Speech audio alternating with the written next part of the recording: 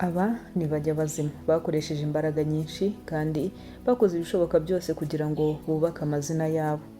Hariho benshi batangiranye urugendo, kuri ubu ngubu bahagaze batakivugwa mu myidagaduro, ugasanga abo batangiranye batakivugwa, ahubwo atari uko hari ikindi wenda, ahubwo ugasanga abo batangiranye cyangwa yanabasanze mu kazi bararetse ibyo bakoraga bakajya mu bindi, ibyo bakoraga rero byari byarabubakiye amazina bakabireka bagahindura imirimo, bikaba ari byo byatumye bamwe baba batakivugwa abandi bakaba bakivugwa. Ariko abangabo barakomeje, yewe hariho nabo bita abakecuru mu kazi bitewe n'uko bamaze igihe kinini barubatse izina baramenyekanye, ariko kubera ibyo bakoze imbaraga zabo batanze n'ubu baracyavugwa, ntabwo hiti yabo ijya ivaho, ntabwo bajya bareka kuvugwa mu itangazamakuru, ahubwo barakomeza bakavugwa cyane. Uti ese wakora iki kugira ngo uzamare imyaka 20 ukiri mu ruganda rw'imyidagaduro ukivugwa kandi izina ryawe rivugwa buri wese akamenya ngo ni wowe bavuze? Ni ugushyiramo imbaraga, kandi uru rutonde tugiye kurebera hamwe ni urw'ibyamamare byakoze bigakoresha imbaraga zabo zose kandi bagakora ibyo bakundaga, bakisanga bari mu muhamagaro w'ibyo bakundaga, bakaba babimazemo imyaka irenga 15, imyaka 20, imyaka 10, kubera bakoraga ibyo bakunda ntibigeze bacika intege, bakomeje gukura. Amazina yabo n'ubu ngubu haracyavugwa kandi bafite hiti ikomeye cyane. Bahaye ikaze rero muri iki kiganiro. Urutonde cyangwa ngabo tugiye kurebera hamwe ntabwo ari ihame yuko ari bo bonyine, nawe watubwira muri komenti urutonde ntabwo ari ihame, ahubwo nawe usanze hari uwuzi umaze igihe kinini kandi izina rye rikiri izina rye rwose barivuga, buri wese agakangarana akavuga ati uyu nguyu umubuze, cyangwa ugasanga n'abantu benshi baramuzi bitewe n'ibyo yakoze cyangwa n'ibyo akora, n'ubu ngubu bikaba bigituma akivugwa cyane. Nawe utubwira muri komenti, kandi ntiwibagirwe gukora subscribe niba ari ubwa mbere ugeze kuri iyi sheni, kugira tujye tubana mu biganiro byose. Mbahaye ikaze rero. Nk'ibisanzwe kandi duhera hejuru tumanuka, turahera kuri Anita Pendo. Anita Pendo ni umugore wihirinze, yakoze byose kugira ngo agere ku gasongero. Ni umwe mu bagore bakora imirimo myinshi kandi imirimo myinshi itandukanye. Ni umu MC, ni umu DJ ubizi neza, ni umunyamakuru, yewe ni byinshi akora no kwamamaza, akora imirimo myinshi itandukanye. Ni umukinnyi wa filimi, agaragara mu mashusho y'indirimbo, yakoze imirimo myinshi iri no mu yimugira icyamamare. Kubera iyo mirimo myinshi yakoze cyangwa n'ubu ngubu agikora, nibijya bituma ava kuri hiti, ahora ari Anita Pendo. Anita Pendo havuzwe rwose bose baravuga ati uriya mudamu yarakoze, kuko n'ubu ngubu ni umwe mu badamu bafite izina riremereye mu itangazamakuru kandi ufite n'igikundiro mu bantu, ariko igikundiro yagigize bitewe n'ibyo yakoze cyangwa n'ibyo akora bikunditse.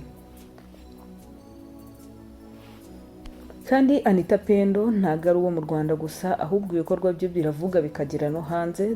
Ni umugore wegukanye igihembo cy'umugore w'umwaka mu itangazamakuru mu gice kigendanye n'imyidagaduro muri Afurika yose. Igihembo yaherewe muri Ghana kandi yagihawe ahigitse abandi bagore benshi b'abahanga b'abanyamakuru nabo beza cyane bose kandi bakomeye, ariko ni umugore w'inararibonye, ni umugore uzi kurwana kandi ukora imirimo ye neza akayinoza. Ku butangazamakuru rero nta kintu kindi wabivugaho, rwose arabishoboye kandi abikora neza.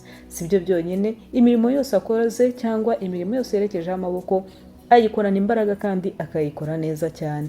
Izina Anita Pendo rero ni izina ryabaye ikimenya bose, dore ko afite ibigwi mu Rwanda no mu mahanga. Anita Pendo rero ni icyitegererezo no ku bandi bagore, dore ko hari benshi bamufata nk'icyitegererezo cyangwa nk'uwo bareberaho ibyo akora, bikaba byabafasha kugira ngo nabo bazagire aho bagera kure cyane. Uwundi ni Fabiola. Fabiola ni umukinnyi wa filimi, ni umudamu w'umukinnyi wa filimi ukunzwe kandi ubikora kinyamwuga, ubizi cyane, ubikora neza cyane, ari nabyo bituma atajya ava kuri hiti, dore ko yamaze n'igihe kinini atagaragara mu mafilimi, atagaragara mu ruganda rwe mu mafilimi nyarwanda, ariko yaragarutse aho yagarukiye bitewe n'uko twamumenye cyangwa n'uko tumuzi akina filimi neza cyane nko mu Marira y'Urukundo, dore ko ari nawe filimi yamenyekanyemo cyane. Ibyo rero bimugira umusitari, kandi ibyo ngibyo bituma agira hiti itagivaho nubwo yamara imyaka 20 akagaruka.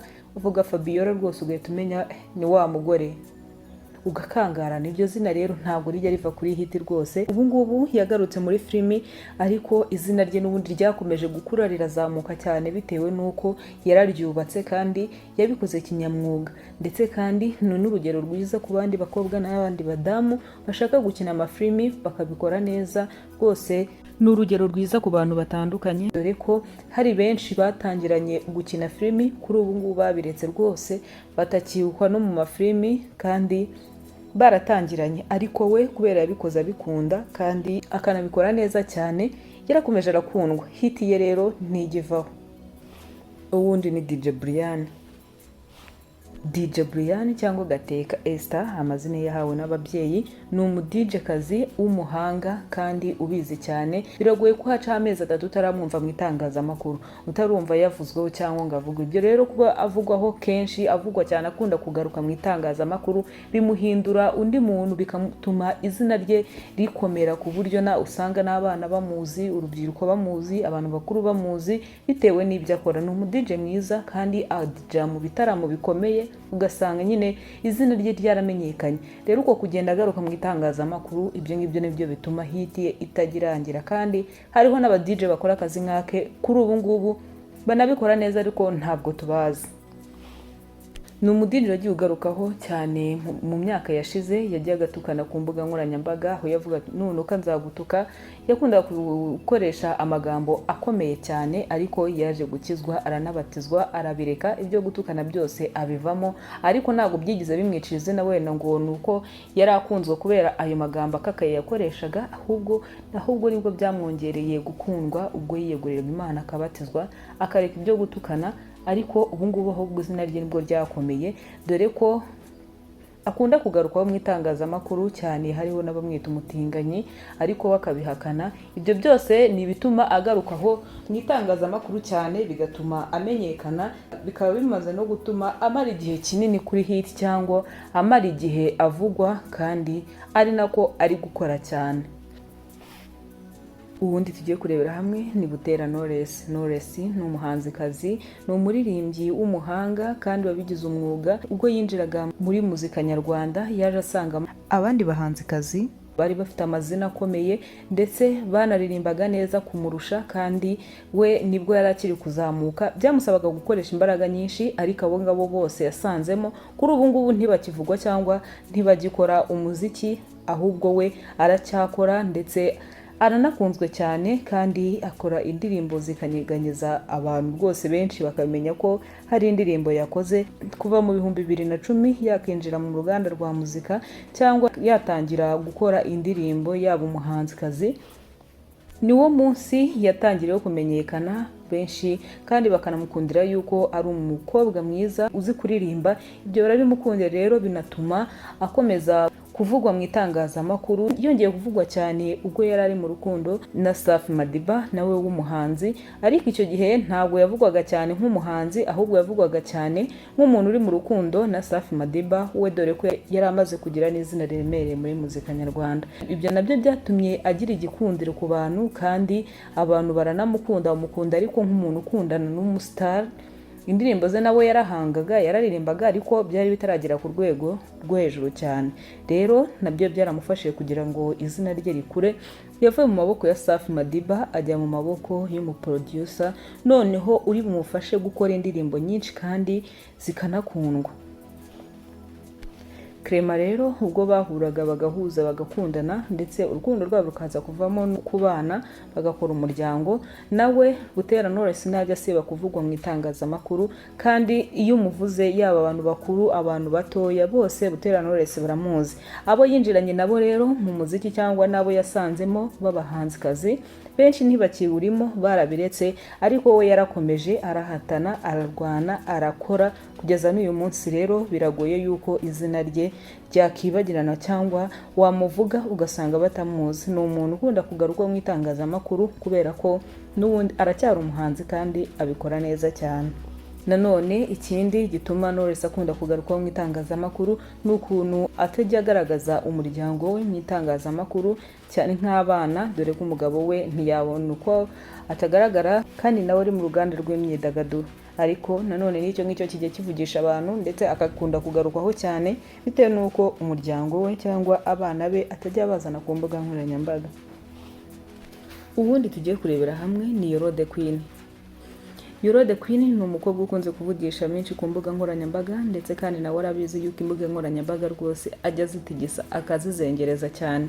Uretse uko Yolo The Queen ateye bikunze kuvugisha benshi, nanone kandi abantu benshi cyane bakunze kwibaza niba uyu mukobwa koko abaho ntabwo ari ukubera ubwiza gusa cyangwa uko ateye cyangwa uko ameze. Benshi bakunze guhuriza kuko baba batarahura nawe cyangwa habe hari uwigeze guhura nawe. Gusa nanone ibyo ntabwo izo nkuru z'uko batekereza ko yaba atari umuntu koko ubaho bitewe n'uko ntawe urahura nawe cyangwa ntaho barahurira, izo nkuru ntabwo zigeze zikuraho iz'uko hari izindi nkuru zivuga aho yaba yarize, ubuzima bwe bw'ishuri n'ibindi. Mu gihe na n'ubu uyu mukobwa ntaho arabivugira cyangwa akaba ataragaragara abyiyemerera ubwe ku giti cye, twe tugarukira ku byo yiyerekaniye ku giti cye.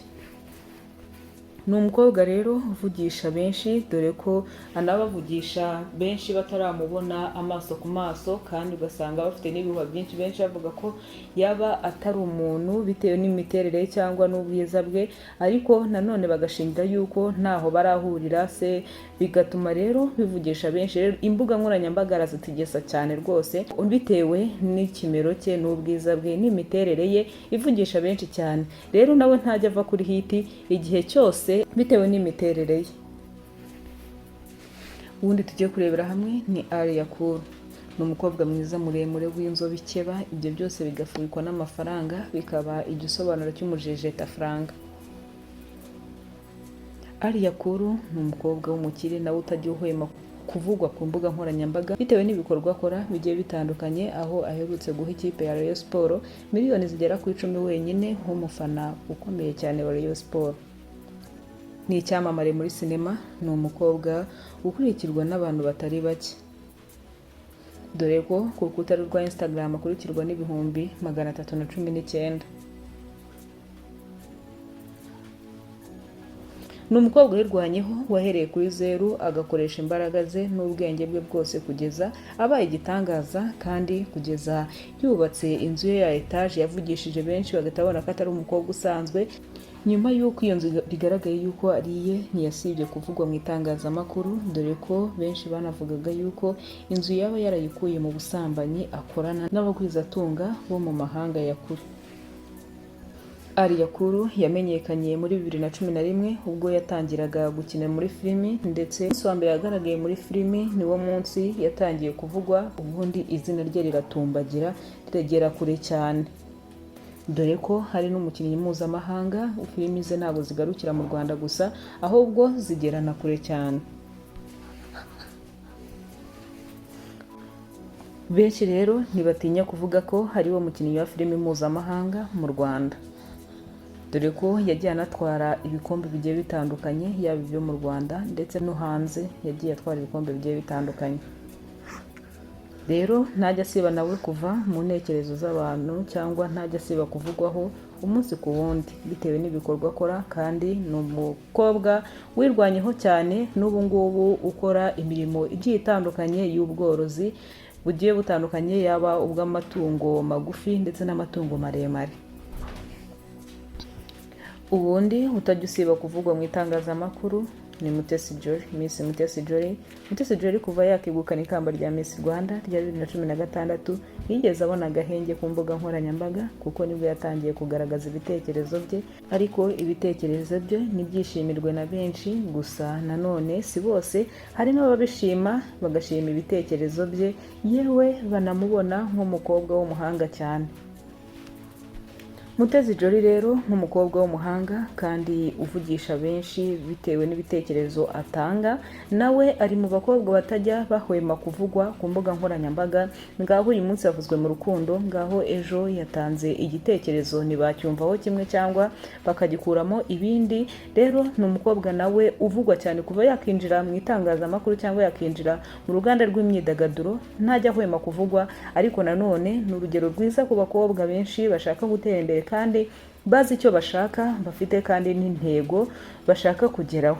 Rero Mutesi Jolly nawe ajya avugisha benshi kandi amaze kwandika izina, benshi baranamuzi cyane, dore ko hari no mu bari gukurikiranwa cyane ku mbuga nkoranyambaga, aho akurikirwa n'abarenga 936 kuri Instagram ye, bakurirwa n'imiterere ye n'ubwiza bwe n'ikimero cye n'ubuhanga bwe. Rero bitewe n'amafoto asangiza abamukurikira, umunsi ku wundi hagira abantu benshi biyongera kubo asanzwe afite bamukurikirana. Rero kuva yatwara ikamba rya Miss Rwanda ntiyigeze ava mu itangazamakuru, ahoramo aravugwa. Uyu munsi ibyo ari kuvugwaho ejo biza byahindutse, bari noneho hagezweho ibindi bishya ari kuvugwaho, ariko byose bishingira ku bwenge n'ubwiza n'ubuhanga afite, dore ko nta kikurimo n'ubundi nta n'icyo bakubonamo bavuga. Uwundi mukobwa ni Keti Bashabe.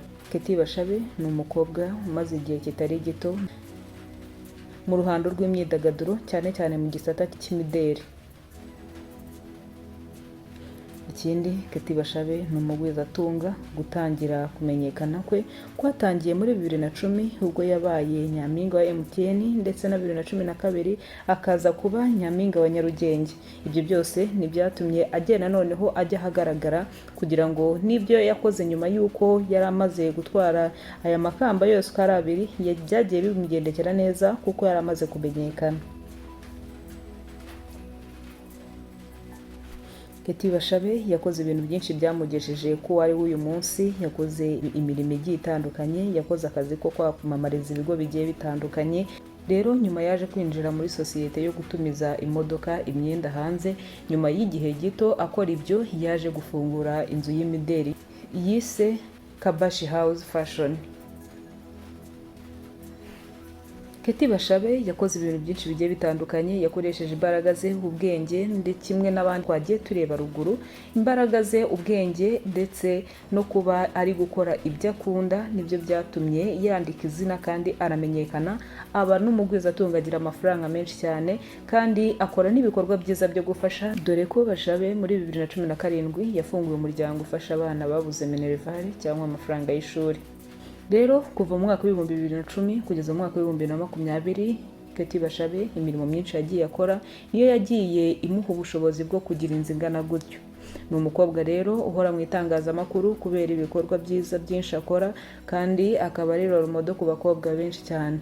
Ni umukobwa ugaragara yicisha bugufi, asangira n'abantu ubona bacishije bugufi cyangwa batari no mu rwego rumwe, ariko bitewe n'uko akunda kwicisha bugufi ari nabyo bituma akunda kugarukwa mu itangazamakuru. Rero ibyo byose ni byagiye bituma atajya ava mu itangazamakuru, kandi hitiye guhera 2010 yatangira kwamamara kugeza n'uyu munsi hitiye ntigivaho, ahora ari Keti Bashabe uwo wari uzi 2010 n'uyu munsi aracyari we, kandi izina rye niryigize risubira inyuma habe na gato. Keti Bashabe kuri ubu afite aba followers ku rukuta rwa Instagram bangana n'ibihumbi 846. Ni umukobwa ukurikiranwa na benshi kandi w'uburanga kandi mwiza cyane. Ni umukobwa kuva mu 2010 kugeza uyu munsi hitiye iracyari hitiye, kandi ntabwo yigize azima habe n'umunsi umwe, bitewe n'ibikorwa akora yagiye agaragaza. Uri ku mwanya wa mbere ni Shadebo. Shadebo ni umubyeyi w'abana babiri, akaba umugore wa Meddy Saleh nubwo batandukanye. Ni umunyarwandakazi uri mu byamamare by'agatangaza, uhora mu myanya y'imbere mu Rwanda, maze igihe kinini mu myidagaduro nyarwanda. Shadebo umunsi yahuriyeho n'umugabo we Meddy Saleh niwo munsi yatangiye kuvugwa, dore ko Meddy Saleh we n'ubundi yarasanzwe ari umusitari, yamushyize ku rwego rwo hejuru cyane, kandi atangira no kujya amushyira mu mashusho y'indirimbo z'abahanzi, bituma aba umusitari, bituma amenywa, dore ko ari umugore ufite uburanga, ufite n'igikundiro kiri hejuru cyane. Mbere yo kujya mu mashusho y'indirimbo no kwamamara, n'ibyo yabanje gukora mbere yo gukora amafoto ye, mbere yo gukora amafoto ye yanyuzaga ku mbuga nkoranyambaga ku rukuta rwa Instagram, ariyo yamuhinduye n'icyamamare mu Rwanda no mu karere, dore ko akurikirwa n'abarenga miliyoni n'ibihumbi 200 ku rukuta rwa Instagram. Ari no mu bantu bakurikirwa cyane mu Rwanda. Kuvugwa cyane kwa Shaddy Boo byakomeye cyane ubwo ubwiza bwe n'ikimero bye byatangiye gukurura abahanzi bo mu bindi bihugu. Shaddy Boo kandi hari mu bantu ba mbere bujuje miliyoni y'abantu bakurikira ku rukuta rwa Instagram. 2022 nibwo yegukanye ibihembo by'uhiga abandi mu gukurikiranwa cyane ku mbuga nkoranyambaga, by'umwihariko Instagram, mu bihembo bya Influence Award 2022.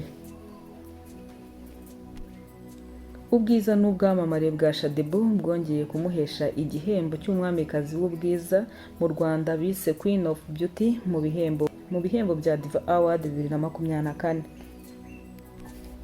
Abakobwa benshi cyangwa abana bakiri bato bakora imirimo nk'iye bakunze kuvuga ko ashaje, bakamubwira ko akwiriye kureka akazi akakarekera abana bakiri bato, ariko ibyo byose ntago bijya bimuca intege, ahubwo akomeza gukora akazi ke kuko azi icyo ashaka n'icyo akunze. Impamvu twamushyize ku mwanya wa mbere nuko ari mu bantu bavugwa cyane kandi nta ndirimbo yaririmbye, ahubwo yaragaragaye mu mashusho y'indirimbo z'abandi, ariko nta ndirimbo yaririmbye, nta filimi yakinnye, ariko bikamugira umusitari ku rwego rwo hejuru cyane, aho akurikiranwa n'abarenga miliyoni n'ibihumbi 200 kubera ubwiza bwe n'amashusho asangiza abamukurikira.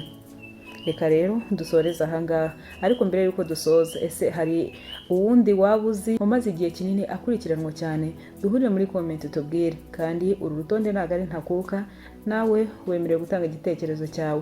Wakoze rero wowe twabanye, ndagushimiye, mukomeze kugira amahoro n'imigisha.